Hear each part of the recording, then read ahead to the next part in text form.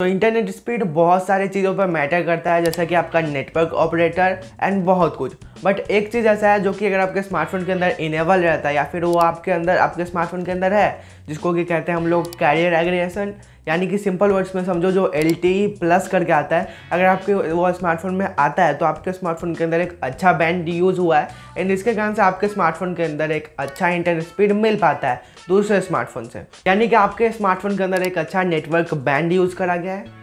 लेकिन बहुत सारे ऐसे स्मार्टफोन हैं जिसके अंदर कैरियर एग्रीगेशन का सपोर्ट मिलता है, बट उसके अंदर फिर भी LTE प्लस शो नहीं होता है एंड बहुत ही कम स्पीड मिल पाता है। यानी कि ये वीडियो मैं इसलिए बना रहा हूँ ताकि आपका इंटरनेट स्पीड का जो भी प्रॉब्लम हो वो सॉल्व हो सके। तो बेसिकली इस वीडियो के अंदर मैं आपको कुछ ऐसे तरीके बताऊंगा जिसके थ्रू आप अपने इंटरनेट स्पीड को बहुत हद तक इम्प्रूव कर पाओगे। तो जैसा कि मैंने आपको वीडियो के स्टार्टिंग में ही बताया कि मेन दो चीज़ है, वो है network operator and career aggregation, यानी कि LTE प्लस आपका अगर रहेगा तो ज़्यादा आपको इंटरनेट मिल पाएगा दूसरे यूजर्स से, एंड अगर आपका network operator LTE plus support करता है तब आपको और भी ज़्यादा फायदा होगा।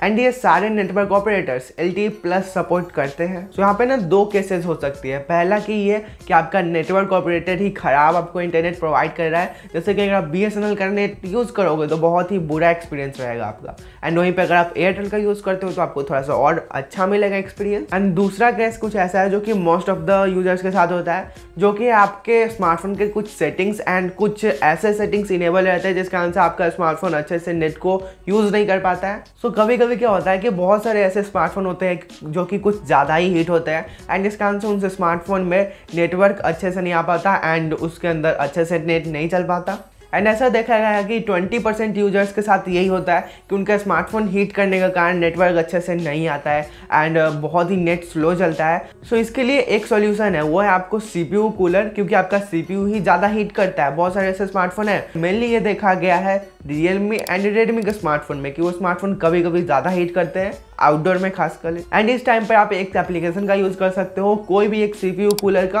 अगर आपके डिवाइस के अंदर से पहले ही CPU कूलर है तो उसको एक बार रन जरूर से कर लेना, वरना प्ले स्टोर के ऊपर जाना, कोई भी एक CPU कूलर को डाउनलोड करना एंड उससे आप अपने CPU को कूल कर लेना एंड उसके बाद भी आपका नेट अच्छे से रन करेगा। सो ये तो बात रही 20% यूजर्स का जिनका नेट स्लो चलता है, बट अब बचे 80% यूजर। तो 80% यूजर्स के साथ तो सेम प्रॉब्लम नहीं है, उनके साथ कुछ अलग प्रॉब्लम है, जो कि है कुछ सेटिंग्स जो कि आपके स्मार्टफोन के अंदर जो डिफॉल्ट सेटिंग्स आते हैं उसमें आपका नेट थोड़ा सा स्लो चलता है एंड इसको मैंने एक्सपीरियंस कर रखा है। तो यहाँ पे मैंने कुछ सेटिंग्स छेड़छाड़ करे एंड मैंने ट्राई करा तो मेरा नेटवर्क स्पीड तो बहुत ज़्यादा इंक्रीज होता है, लगभग से 50% इंक्रीज हो जाता है कहीं पे भी।